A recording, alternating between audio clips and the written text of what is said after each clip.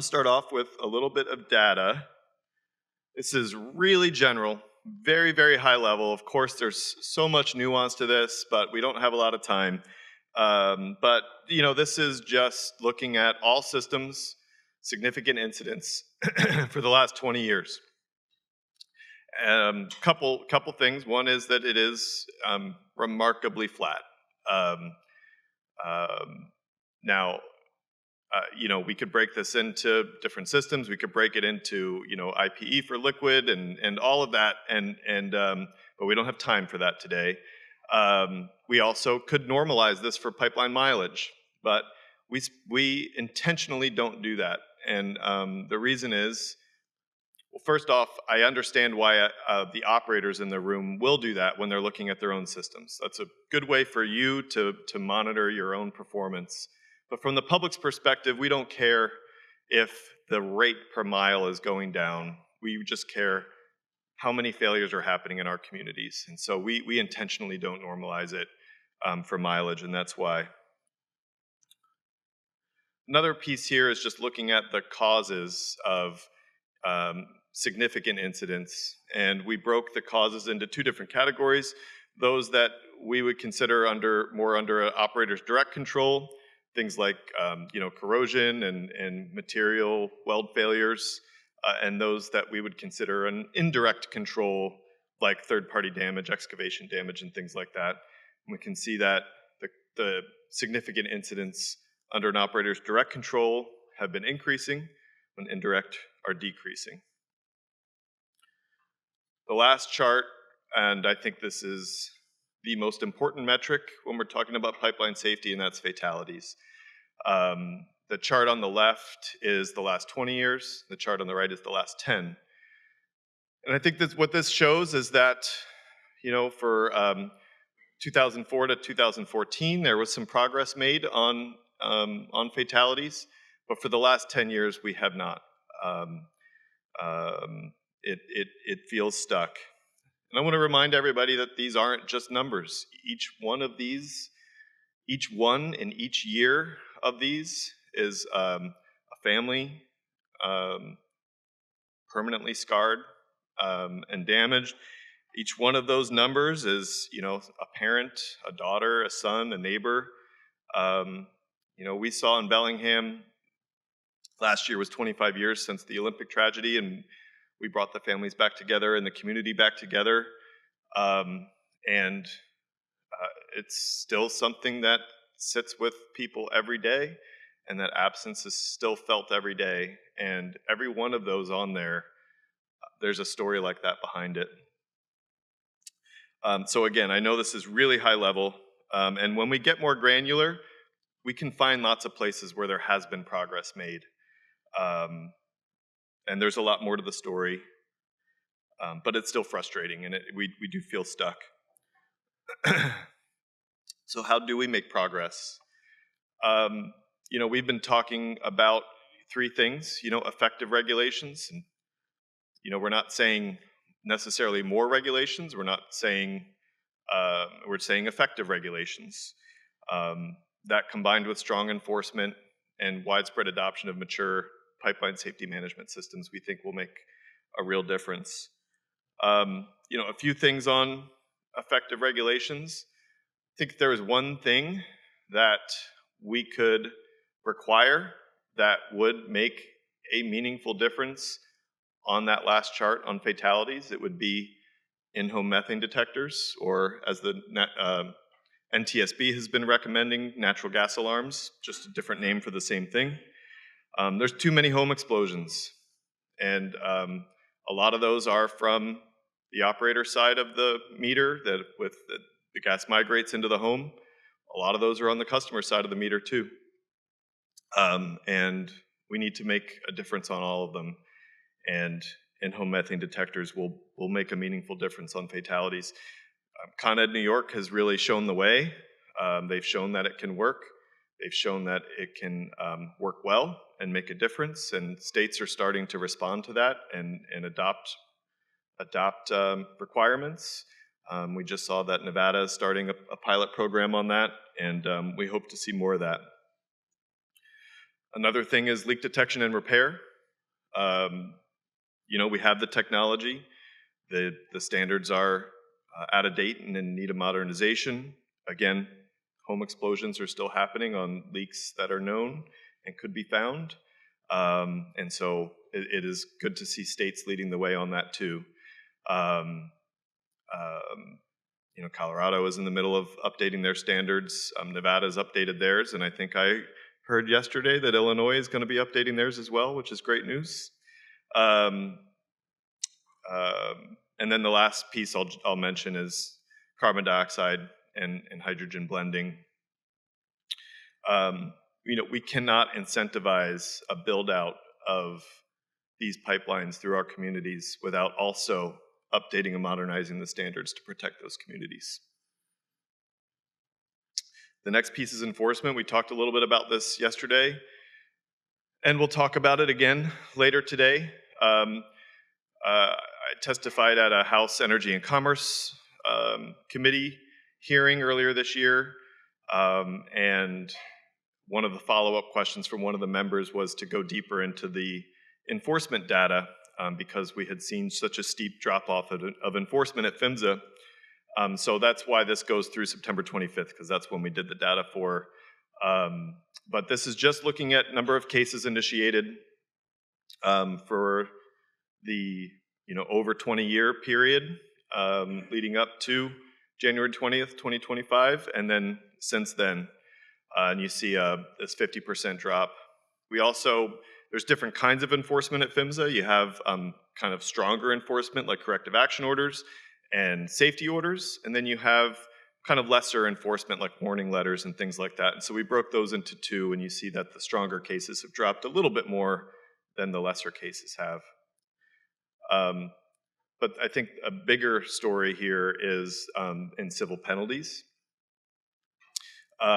We looked at the average penalty when a penalty is enforced. We looked at the number of civil penalties that are enforced, and then those combined to come up with a kind of total dollar amount of civil penalties proposed for a 30-day period. Now, I will say, since we put this together in September, there have been a couple larger civil penalties in October, one of which was quite large, almost $1 million on EQT. Even taking that into consideration, this drop-off on the dollar amount of proposed penalties is really, really stark. And so when we're talking about these three things, we're not seeing strong enforcement. And I'll say even when PHMSA was fully using its authority, the level of civil penalties, we would try to chart, when even a large civil penalty was proposed, and we would compare it to the operators' just quarterly earnings, and it wasn't even showing up. You'd see this big bar of their earnings, and then you'd see a little blip at the bottom of the civil penalty, and it's just, not meaningful. And then the last piece of this kind of three-pronged approach is the widespread adoption of pipeline safety management systems. Want to commend some operators are leading the way on this, and that's what we need, and have operators leading the way in figuring out how it can work and how it does work, and lessons learned, incorporating them, continuous improvement, and then other operators can learn from that, and that's great. Other industries have proven that this can be regulated, and it can be regulated effectively. And so like yesterday, I'll repeat my rhetorical question. It's at what point do we say that there's been enough time for voluntary adoption and that operators should be required to implement safety management systems that meet certain minimum criteria? Before I introduce our keynote, another reminder why we're here. This year marks 15 years since the PG&E explosion that killed eight people, injured 58 people, destroyed a neighborhood. We had a webinar about this last month, and part of that webinar we showed a short video that just kind of reminded people about that, and I just want to take a few minutes to share that short video. It's about 6 minutes. Remind us all of why we're here and why safety matters.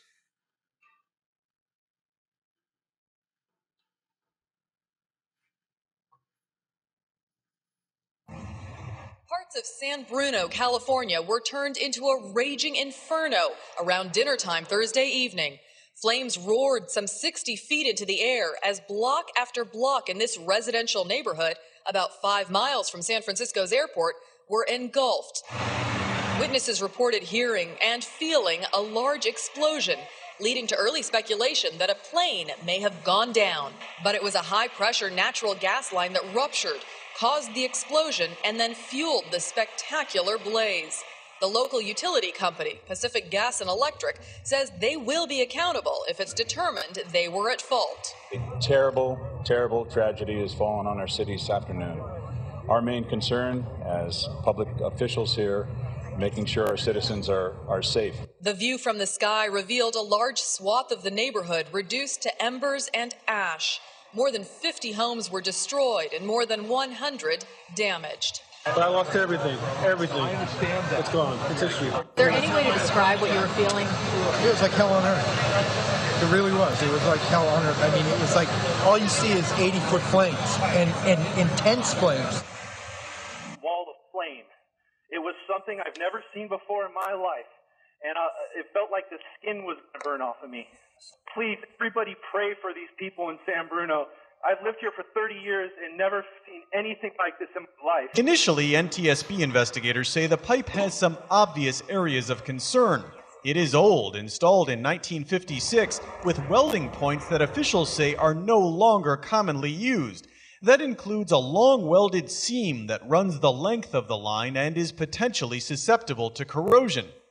But there is also a section designed to bend under a dip in the road, the exact section that blew, put together by a hodgepodge of smaller pieces. Officials say that while modern methods are to bend a pipe to fit a curve, this pipe was pieced together by small sections called pups, each one forging a turn in the pipe, each one offering investigators another decades-old welding job that could have been a weak point. Snapshots of the aftermath paint a vivid picture of destruction and loss, the sort of thing you'd be forgiven for thinking you've seen before. But this event is different, and pipelines like the one that caused it are underground, crisscrossing their way through neighborhoods from coast to coast.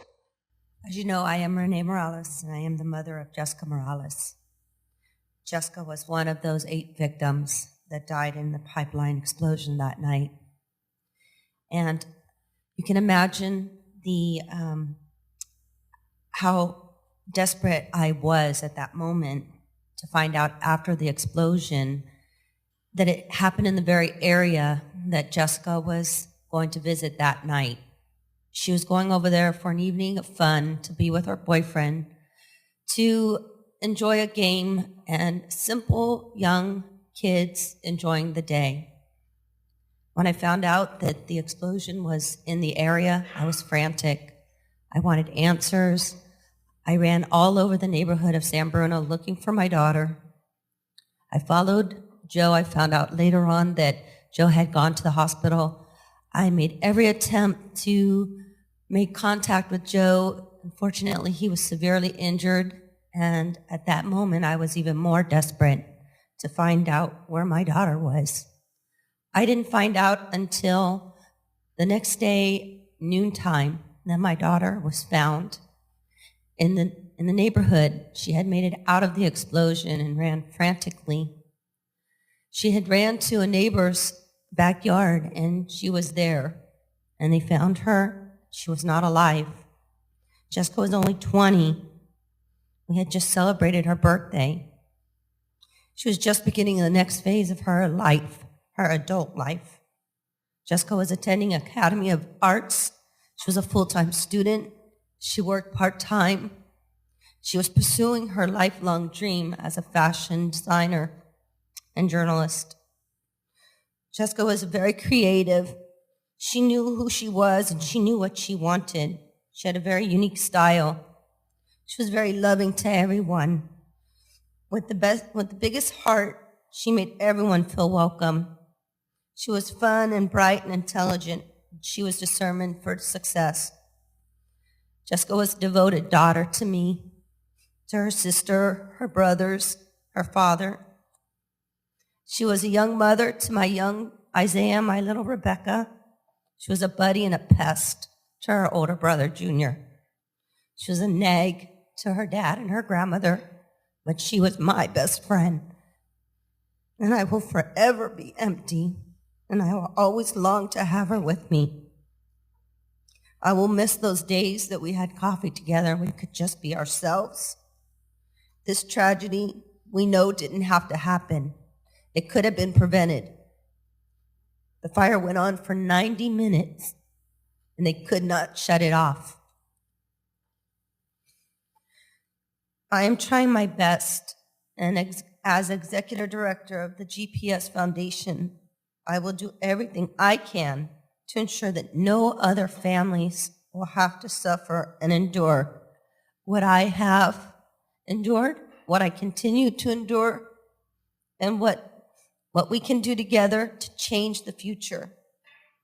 I want to know more, and I want to do more for all the benefit of everyone in this room and everyone out there. Thank you for this time. Thank you for everything. Have a good day.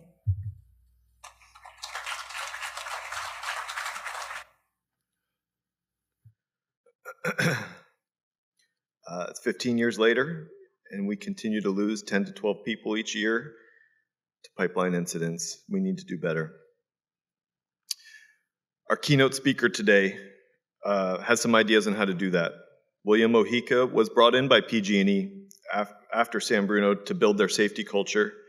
He later did similar work for NiSource after Merrimack Valley. William understands what it takes to build a safety culture that protects people. Please join me in welcoming William Mojica.